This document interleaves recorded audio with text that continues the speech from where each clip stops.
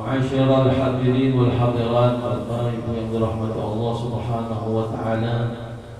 Alhamdulillah, puji syukur senantiasa kita haturkan kehadirat Allah Subhanahu wa taala atas semua nikmat yang telah Allah beri kepada kita,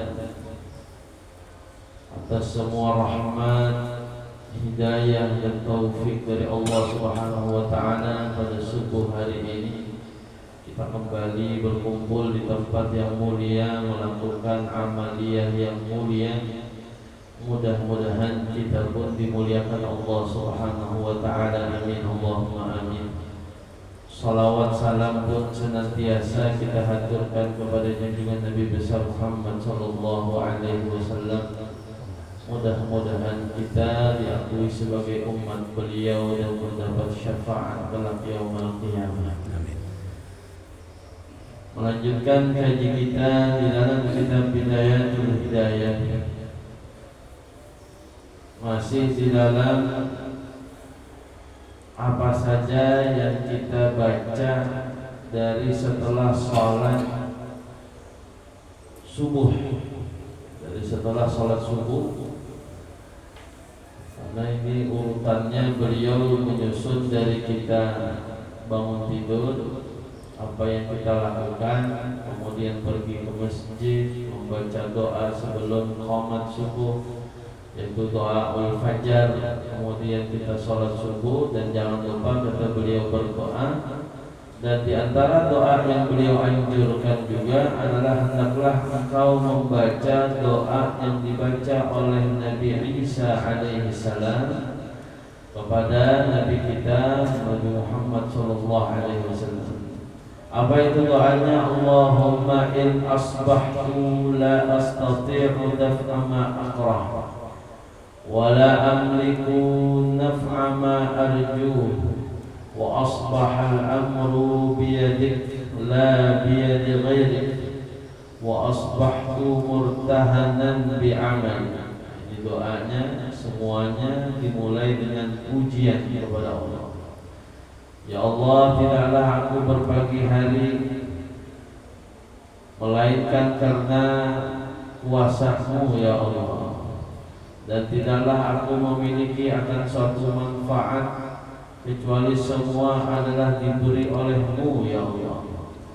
Dan aku berpagi hari dengan semua perkara itu di dalam genggaman-Mu ya Allah, bukan di dalam genggaman orang lain. Semua takdir kita di tangannya Allah. Fala fakira afqaru minni ilaik wala ghaniya aghna minka anni. Tidaklah ada orang yang fakir lebih fakir daripada aku kepadamu.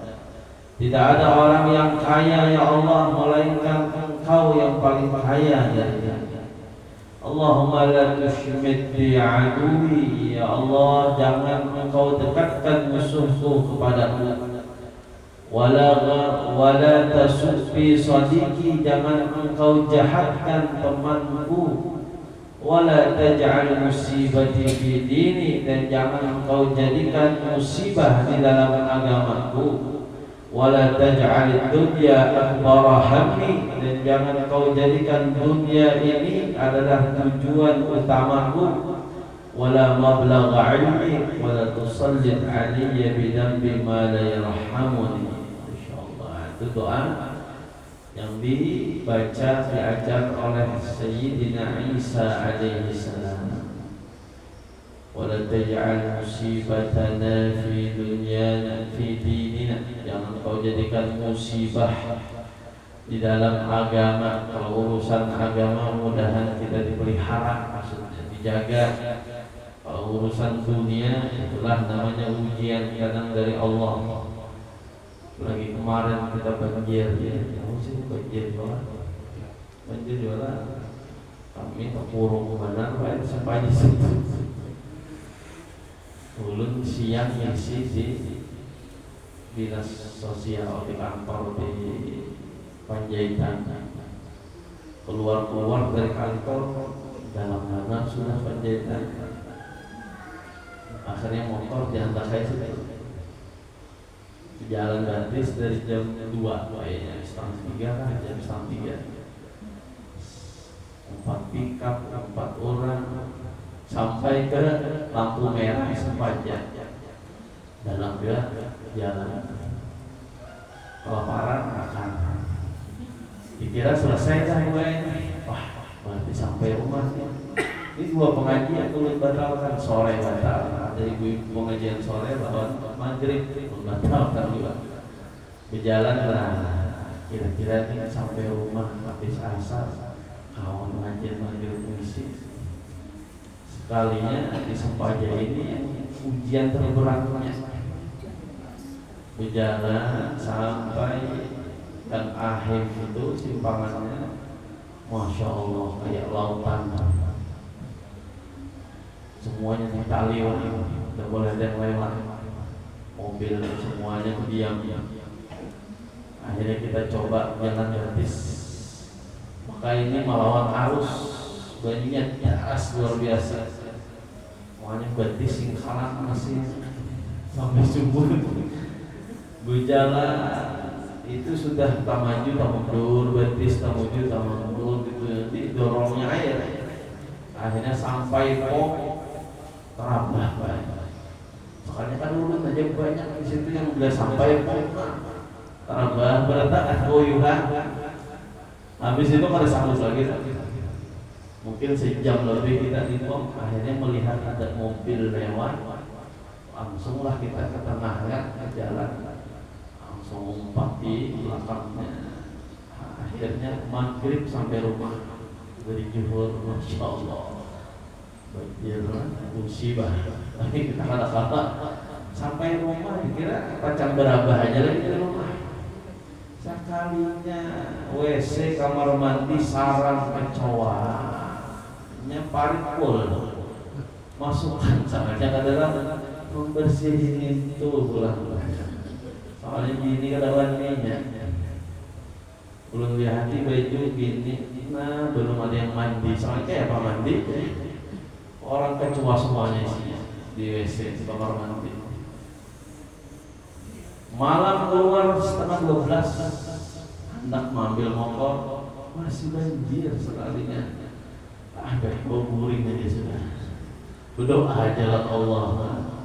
Hasbunallah wa ni'mal wakil. Sekalinya subuh tadi udah dulu panjaitan dulu meti motor masih ada kata bila hilang sabar aja bila alhamdulillah nanti ke jalan aja di tempat orang pembasuhan motor. Sekali melihat alhamdulillah mencungkung motornya sorongan, nah parkir ada kawannya, alhamdulillah. Musibah. Tapi yang paling kita hindari adalah musibah dalam agama kita. Ini doa luar biasa dari Nabi Isa alaihissalam. Kemudian barulah beliau mengajarkan kepada kita al-wadhaiful arba' ba'da salatil fajar. Adalah tugas-tugas yang hendaklah kita lakukan setelah salat subuh, yaitu 4 tugas yang kita laksanakan. Yang kita bagi akan gawian kita di hari itu dalam 4 bagian. Wa ta'un awqatuka ba'da as-salat ila tulu'i syams muwazza'ah 'ala 4 wadhaif. Kata beliau, hendaklah engkau membagi waktumu setelah salat subuh itu sampai terbitnya matahari, dibagi menjadi 4 bagian. Jadi habis salat subuh kita sampai nanti terbit matahari itu dibagi menjadi 4 bagian. Yang pertama adalah wadhifatun fid da'awan. Harus ada waktu untuk kita berdoa. Sudah kita ada doa kita baca setelah sholat subuh. Yang kedua wadhifatun fil adhkar wat tasbihat wa taqarraraha fi masbihati musabbahatin. Yang kedua hendaklah ada waktu di waktu habis subuh sampai terbit matahari itu berzikir, bertasbih, dan hendaklah engkau bilangkan zikirmu itu dengan seutas tasbih. Di sunnah kita itu pakai tasbih. Walaupun ada ucapan, cuman ini lain hadis Nabi. Ini hanya kalam wali min auliyaillah. Beliau mengatakan selama benda itu ada pada kita, niscaya Allah senantiasa, niscaya malaikat akan senantiasa memintakan ampunan bagi pelakunya. Apa saja itu? Pertama adalah tasbih. Jadi bila kita membawa tasbih, dipakai di kartek atau kada itu tasbih, kita tetap ditulis oleh Allah, oleh berkat malaikat, yaitu ditulis sebagai bacaan ampunan istighfar kepada Allah. Jadi bawa tasbih cuma dipakai ya, satu waktu, jangan dibawa aja di kalung, dipakai kada, dipakai maksudnya. Saat kita kada memakainya, tetap ditulis oleh Allah tasbih. Nah, itu diantaranya. Dan kita habis sholat subuh, kita pakai wirid, kita pakai zikir, kita pakai tasbih, dan kita membaca daripada tahmid, takbir, tasbih kepada Allah Subhanahu wa taala. Sudah, alhamdulillah. Yang ketiga, wadhifatun fi qiraatil Qur'an. Hendaklah yang ketiga itu kita membaca Al-Qur'an.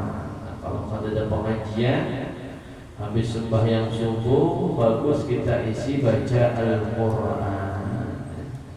Kalau ada pengajian, ya bagus hadir pengajian, hadir majelis ilmu. Karena majelis ilmu pahalanya luar biasa. Kalau baca Quran selesai, kita baca Quran dapat pahala selesai. Tapi kalau majelis ilmu, ilmunya manfaat. Tatkala kita ajarkan kepada orang lain menjadi ilmu yang menjadi amal jariyah. Dan di mana kala kita hadir sebuah majelis ilmu, kata Nabi, lebih afdal daripada kita salat 1000 rakaat. Kalau kita sembahyang 1000 rakaat, perlu berapa hari kita menyelesaikannya? Apalagi dengan fisiknya kita ini, yang mana belum 100 aja rakaat kita salat, mungkin kita sudah kuyuhan, mungkin kepala sudah pusing, pinggang sudah sakit, lintuhun sudah hendak pacul, apalagi hendak 1000 rakaat ya. Maka dengan kita hadir di majelis ilmu, kita dapatkan tuh pahala yang mudah, yang banyak di sisi Allah berkat hadir majelis ilmu 1000 rakaat. Kita hadir majelis ilmu lebih afdal kata Nabi daripada kita menyambangi orang sakit 1000 orang sakit. Orang jari kita kunjungi, kita elangi, kita doakan, itu pahalanya kata Nabi 1 kira kebaikan, 1 petik kebaikan. Maka kita dapatkan pahala itu bukan hanya mengunjungi 1 orang, tapi seperti mengunjungi 1000 orang dari berkat hadir majelis ilmu. Bukan hanya sampai di situ, kata Nabi, orang yang hadir majelis ilmu lebih afdal daripada dia menghantarkan jenazah 1000 jenazah. Orang yang sholat dan mengantarkan jenazah ke tempat terakhirnya itu mendapatkan 2 kira, 2 peti kebaikan dari Allah. Dan kita bisa dapatkan itu bukan dalam waktu seminggu, tapi dalam waktu setengah jam, dalam waktu 40 menit, dalam waktu 50 menit kita duduk di majelis ilmu, kita dapatkan anugerah pahala-pahala yang sudah dijanjikan oleh Nabi Sallallahu Alaihi Wasallam. Lalu pilih mana kita, baca Quran kan daripada atau hadir majelis ilmu? Dua-duanya sama bagus, dua-duanya sama baik. Tapi hadir majelis ilmu itu mudah, karena repot. Tinggal dulu mengantuk guring, uyuh besender, ya. Dapat pahalanya besar, banyak. Makanya salah seorang imam mengatakan, kalau seandainya aku telah tahu akan wafat di hari itu, di sore itu, maka dari pagi aku akan habiskan waktuku untuk menghadiri majelis-majelis ilmu. Mungkin kita nih pacang tahu mati sore, apa yang kita jadi? Duduk aja gurau di atas sajadah, baca Quran, baca tasbih, harta dibagi sudah sedekah, pokoknya amalan aja. Tapi kata seorang ulama yang saleh, dia mengatakan kalau seandainya aku mati sore itu, maka dari pagi aku akan menyibukkan diri untuk hadir di majelis-majelis ilmu. Kenapa? Karena maunya sembahyang sebanyak apa kita sembahyang dari pagi sampai sore. Baca Quran sebanyak apa kita dapat baca Quran dari pagi sampai sore. Tapi dengan berkat hadir majelis ilmu 1000 rakaat, 1000 mengunjungi orang sakit, 1000 menghantarkan jenazah. Mungkin hadir majelis ada pagi, ada siang, ada duha, dan ada habis zuhur. Berapa banyak pahala yang dia dapat dengan berkat hadir majelis ilmu tersebut. Jadi wazifah yang ketiga adalah tugas kita di dalam membagi waktu setelah kita sholat subuh sampai terbit matahari, ada dalam waktu itu membaca Al-Quran walau selembar saja habis subuh. Yang keempat yang perlu kita bagi dari waktu kita dari habis subuh sampai terbit matahari, ada waktu untuk kita bertafakur. Ya, bertafakur. Baca Quran sudah uyuh, minum teh sambil duduk berdiam pelataran rumah, di halaman rumah, melihat keindahan, keajaiban, kekuasaan, kebesarannya Allah Subhanahu wa Ta'ala.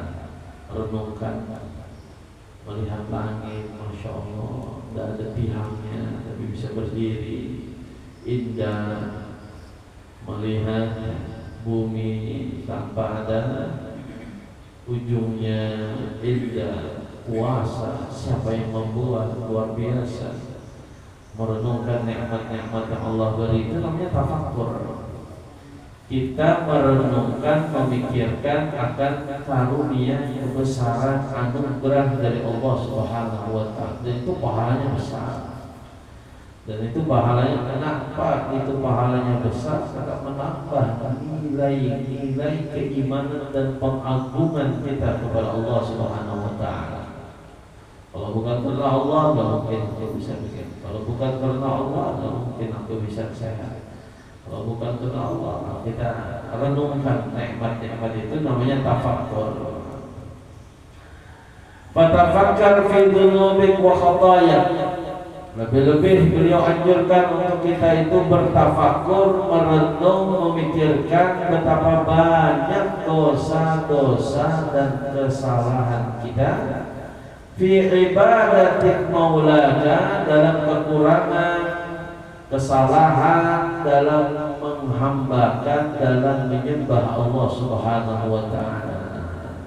Itu yang kita renung, ya Allah, banyak dosa, aku ini banyak salah, yang wajib kadang terlambat, yang wajib kadang tertinggal, yang sunnah tak mampu menambah. Maka kita di situ merenung, memikirkan, bertafakkur kepada Allah atas segala dosa kesalahan kita. Wa ta'arrudaka li'iqabihil alim wa suhtuhul azim. Dan hendaklah pula engkau merenungkan dengan menadahkan dirimu menghadapi siksaan Tuhanmu. Artinya kita tidak berani dengan apa yang akan dibalas oleh Allah ketika di hari pembalasannya nanti. Takut kita, karena dari dosa-dosa itu kita takut nanti di hari pembalasan dengan balasan Allah yang sangat pedih, dengan murkanya Allah yang sangat besar kepada kita. Lalu mau di saat kita merenungkan, menunggu terbit matahari itu, bertafakkur itu, meneteskan akan air mata, karena mengingati dosa. Dosa ini pasti ada balasan. Makanya dalam sebuah hadis Nabi pernah ditanya oleh seseorang laki-laki, sahabat. Ada yang mengatakan namanya Nu'man bin Qawqal. Wahai Rasul, aku ini sembahyang wajib 5 waktu. Aku ini puasa Ramadan sebulan, dan aku menghalalkan yang halal. Artinya aku melakukan yang halal, aku hanya mengambil yang halal. Wa haramtul haram, aku haramkan yang haram. Aku tidak ambil yang haram, aku jauhkan yang haram dari hidupku wahai Nabi. Wala qazil ala dzalika syai', dan aku kada menambah amalan apapun. Kada sebuah sembahyang sunnah, ada sebuah sembahyang sunnah rawatib, qobliyah, ba'diyah. Kada pernah salat duha, apalagi tahajud. Kada pernah puasa Senin Kamis, kada pernah puasa Arafah, kada pernah puasa Muharram, kada pernah puasa Rajab, puasa Sya'ban, puasa hari putih, kada pernah, pokoknya puasa sunnah. Yang hanya dia lakukan salat 5 waktu, puasa hanya Ramadan aja. Yang wajib dari hartanya dia keluarkan 2,5% zakatnya. Bersedekah kada pernah, membantu orang kada pernah, berbuat sunnah. Tapi yang halal dia lakukan, yang haram dia tinggalkan. Apakah aku ini masuk surga wahai Nabi? Jawabnya Nabi, na'am, iya, pasti engkau masuk surga. Jadi simpel, mudah. Tak kala kita itu patuh kepada Allah. Arti patuh adalah mengerjakan apa yang diperintah, yaitu yang wajib sembahyang 5 waktu.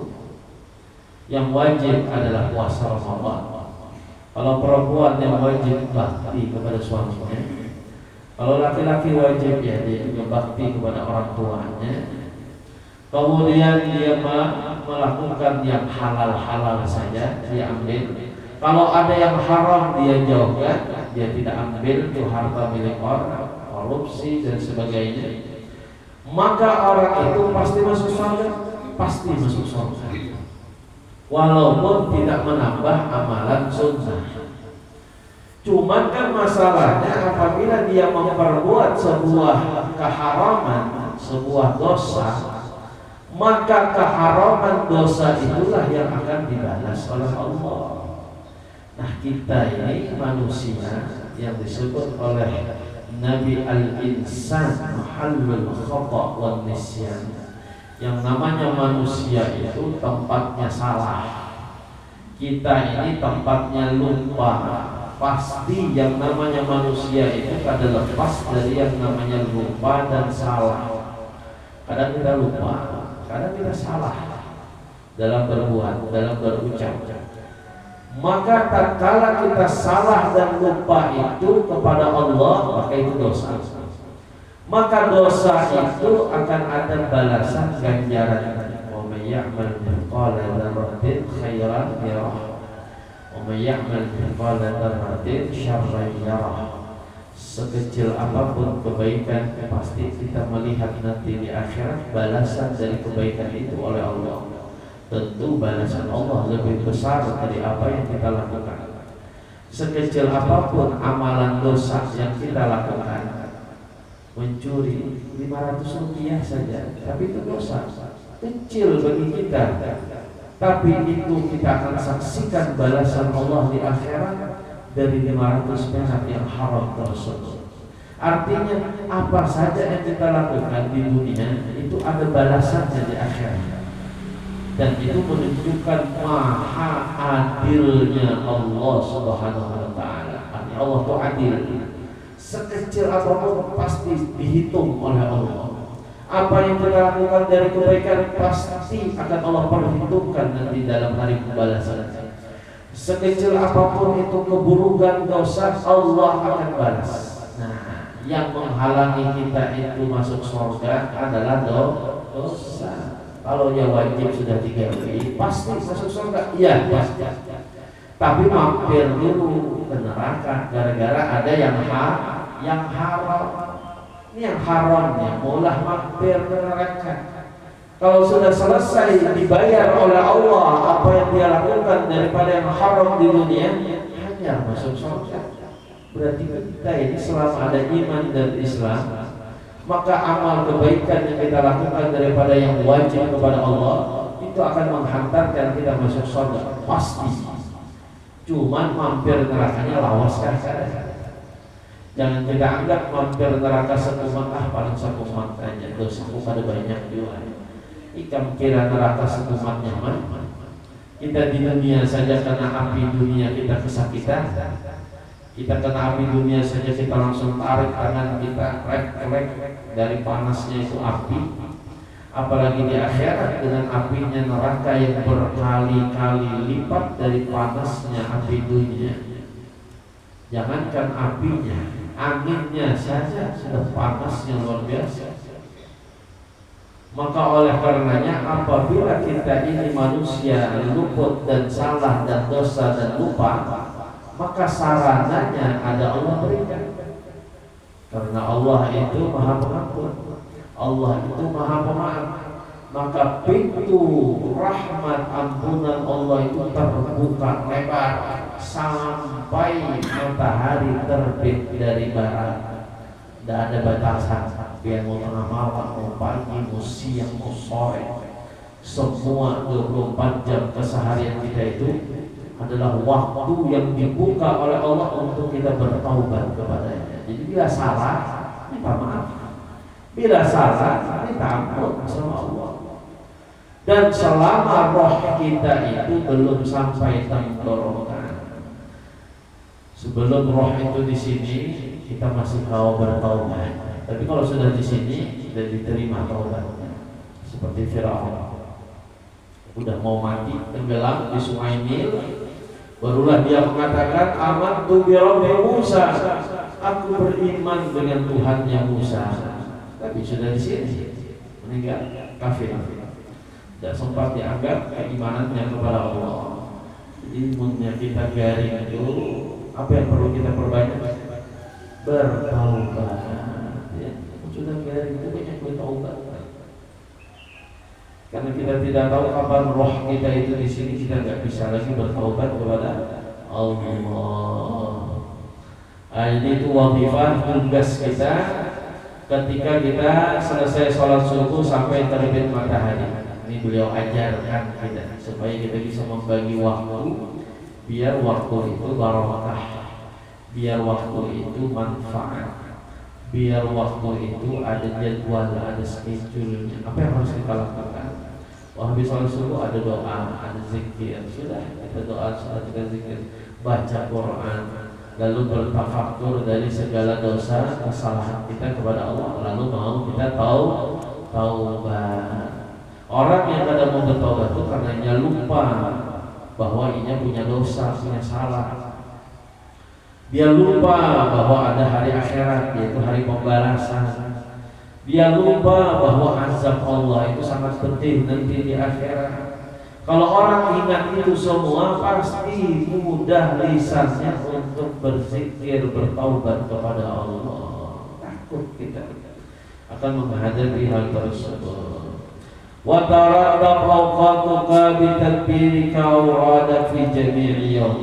Kata beliau, hendaklah kau susun, kau buat jadwal dari waktu-waktumu itu dengan menyusun wirid-wirid. Apa yang biasa kita hendak lakukan, susun. Fi jami'i yaumika, pada setiap hari kita, pada keseluruhan hari kita, 24 jam itu kita susun.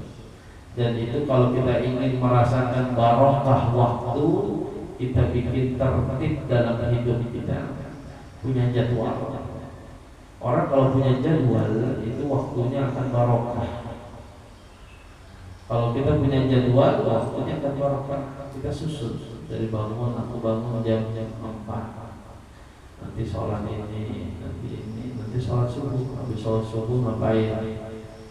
Tulis jadwal jam sekian, jam ini mandi, jam ini makan atau masak, jam ini bebersih, jam ini betapas, misalnya jam ini bekerja sampai zuhur, pulang, jam ini makan, jam ini istirahat, nanti habis asar baca Quran, misalnya.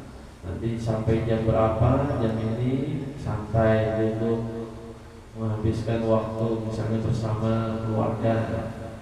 habis maghrib baca ini, amaliyah ini sampai isya, habis isya ngapain? Sampai tidur lagi. Kita jadwalkan hari-hari kita demikian, maka disitulah akan nampak dari keberkahan waktu itu. Lalu waktu itu berberkah. Nabi pun demikian. Nabi itu punya wiridan yang beliau susun, kapan dibacanya pagi, kapan dibacanya siang, kapan dibacanya sore, kapan dibacanya malam. Apa yang Nabi lakukan itu ada susun. Lalu hidup kita itu teratur. Kita ini kan selama ini hidup karena kita jadwal. Kalau lagi pengen baca Quran, baca. Kalau lagi kada mau baca Quran, kada baca. Akhirnya setiap hari kada terbaca. Tapi kalau kita susun dalam hari-hari kita 24 jam, ada waktu, kalau perlu setengah jam pun kada perlu. 10 menit saja dalam 24 jam sehari ada khusus baca Quran. 10 menit. Ayo bayangkan masih banyak waktu kita yang tersisa.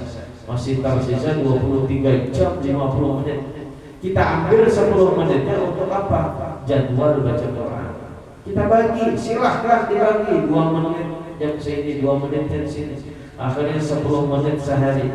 Tapi bila sudah jadwalnya itu kita laksanakan, maka waktu itu akan kelihatan keberkahannya, kata ulama. Dan disitulah keberkahannya para orang-orang soleh sekarang ini, yaitu keistiqomahan beliau di dalam tertibnya apa yang beliau lakukan setiap hari. Dan ini yang ulun saksikan karena ulun punya guru, yang mana guru ulun ini Al-Habib Zaid bin Ibrahim bin Sumi. Beliau memang tidak banyak berkecimpung dengan masyarakat, ada banyak sibuk dengan dunia, nggak ada urusan dengan urusan dunia, urusan apapun. Maka waktu beliau itu semuanya tertib. Apa yang beliau baca itu sudah ada jadwalnya. Baca dalail jam seini, baca Quran jam seini. Nanti ke masjid Jumat itu biasa kami temenin berangkat jam 10 lewat. Nanti sampai Masjid Nabawi jam 11. Beliau sholat sunnah 4 rakaat. Itu setiap rakaatnya qul huwallah 50 kali. 4 rakaat. Setelah itu baca surah Kahfi. Habis itu baca ini, habis itu baca ini, baru ada wirid lagi beliau di dalam sakunya. Kalau ada salah itu dalail. Nanti selesai beliau baca hizibnya tadi itu, pasti waktunya azan. Sudah tersusun apa yang dibaca, susunan nanti habis Jumatan sholat sunnah, apalagi yang dibaca. Lalu apabila ada orang mengganggu waktu beliau saat itu, makanya kita larang, jangan sekarang. Kalau pian ngajak bicara beliau, ganggunya beliau, otomatis jadwal beliau rusak. Wiridnya akhirnya, tidurnya akhirnya terganggu, dan semuanya akan terganggu. Kenapa? Sudah ada jadwalnya, tertib hidupnya. Habis asar ngapain, habis zuhur ngapain, bertemu dengan orang ada jamnya. Kadang kayak kita jam 24 jam tamu orang. Kalau sini ada jamnya khusus. Tamu itu boleh datang jam 11 malam sampai jam 12 malam. Kok jamnya tengah malam, Ustaz? Karena sini kan orangnya dipantau oleh pemerintah, oleh Intel di Saudi itu, termasuk ulama yang membahayakan di Saudi. Biasalah orang Wahabi. Jadi gerak-geriknya beliau itu selalu diawasi. Jadi kalau rumahnya rame nerima tamu siang atau sore, ketahuan nanti bikin acara, bikin majelis di rumahnya, ditangkap nanti beliau. Jadi kalau tamu itu datangnya jam 11 malam sampai jam 12. Itu khusus tamu yang mau berkunjung. Biasanya ngebel dulu sama kita khidmah, boleh kalau berkunjung, boleh. Nanti malam datang dulu lah setengah 11 misalnya. Sering. Waktu zaman itu ulun menerima, terutama mingguan tuh tiap umroh datang terus biasanya. Tapi waktu itu belum jadi mingguan ya. Waktu belum jadi mingguan, Guru Udin, Guru Jamal, sama Rinda ini mengunjung beliau itu datang. Nanti kita atur jamnya, kita atur berapa orang yang datang, karena pada sembarangan. Kalau boleh datang ke mobil, subis, tidak bisa. Kata kita guru, biar berempat aja, datang berempat. Begitulah kita tamu. Kata Nabi SAW, "Ad-dhaif kal-mayyit", tamu itu seperti mayit. Apa maksudnya tamu itu kayak mayit? Lihat mayit itu kalau kita memandikan, pasrah, disuruh ke kanan, dibalik ke kanan, kadang mau bekaras mayit itu. Kita balik ke kiri, dia belum ke kiri, tanpa ada perlawanan. Tamu pun demikian. Hendaklah kalau kita jadi tamu itu seperti mayit. Kata tuan rumahnya begitu, ya kita harus masuk, harus patuh. Duduknya biar di sini. Upati jangan bekaras, upati di situ jangan. Itu namanya kada punya etika, kada punya adab sebagai tamu. Tamu itu harus patuh seperti mayit, diatur oleh kita tuan rumah. Saat itu kita yang atur. Guru biar datang berempat, jangan lebih. Ini aturan, jangan dilanggar. Nanti datangnya jam sekian, jangan terlambat. Jangan sampai habibnya yang duluan turun, biar belum datang. Ada beradab. Jadi dia harus datang dulu jam sekian. Nanti tunggu di ruangannya, beliau nanti turun. Begitulah biasanya kita itu mengatur di dalam waktu tamu-tamu. Dan di situ kita melihat bagaimana waktu sitin itu tertib dalam setiap harinya. Lalu akan nampaklah dari waktu itu keberkahan dari Allah, terutama akhir zaman ini Pak Abu ya. Waktu kita itu pada tapi kelihatan lagi berkah. Coba zaman dulu terasa lawas. Wih ini seminggu terasa. Kamis pulang, Jumat pulang, pada terasa berganti tahun pulang. Apa rasanya sehanyar-hanyarnya 2025 sekali di ujung sudah. Artinya apa? Nilai waktu itu pada terasa keberkahannya lagi sekarang. Belum apa-apa, setahun. Belum banyak memberi duit setahun. Itu kalau dunia, ahli dunia. Kalau kita ahli akhirat, belum baca Quran hanya berapa kali khatam? Setahun, sekali. Bahari setahun bisa sekian kali khatam Quran asal. Jadi sebagai bentuk gambaran bahwa Allah cabut keberkahan waktu itu pada zaman kita sekarang. Terasa cepat-cepat. Dan ini sesuai dengan sabda Nabi Sallallahu Alaihi Wasallam. Setahun itu seperti sebulan. Sebulan seperti sepekan, seminggu. Seminggu seperti sehari. Sehari seperti sejam. Ada terasa waktu habis sehari. Bangun pagi pada terasa malam sudah. Dan itulah yang kita rasa. Maka biar waktu kita barakah, maka Imam Ghazali mengajarkan kita untuk mengatur waktu kita itu sebaik mungkin, terutama urusan akhirat yang atur. Baca Quran diatur jamnya. Sama kayak kita makan juga. Dia makan pernah lah meleset waktunya. Kalau makan pagi jam 2 adalah makan pagi jam 2 siang. Ada pernah namanya makan pagi, kita pasti pagi. Minimal antara waktu kebiasaan ya kemajuan atau terlambat sejam atau sedikit lah. Bila lewat dari itu bukan makan pagi lagi namanya. Dan jarang kita melupakannya. Yang hal tersebut kenapa? Sudah menjadi wiridan kebiasaan kita. Maka yang kebiasaan itu akan sulit untuk kita tinggalkan. Kemudian biasa makan pagi sekali itu kalau makan ingat harus sampai jam 11 ingat saja aku belum sarapan kan, aku ini belum makan kan, masih ingat. Kenapa? Wiritannya. Coba kalau itu urusan agama ibadah kita, bacaan Quran kita, aku biasanya jam segini baca Quran. Lalu waktu itu kita sibuk karena ada tamu, lalu kita akan membaca Quran, pasti kita akan kepikiran. Seperti kita kepikiran belum makan. Kenapa? Karena menjadi wiritan kita, schedule dalam kehidupan kita. Kita mandi sehari 2 kali, kada mandi seharian, kepikiran ya. Kenapa? Sudah menjadi kebiasaan dalam hidup kita. Aku pagi itu mandi, sore itu mandi, lalu kada mandi hari itu, kepikiran. Mau gurih pun kada nyaman. Kenapa? Belum mandi. Nah begitulah ibadah kalau kita sudah bikin tertib jadwal, lalu belum sembahyang, kada mungkin kita bisa tidur nyenyak.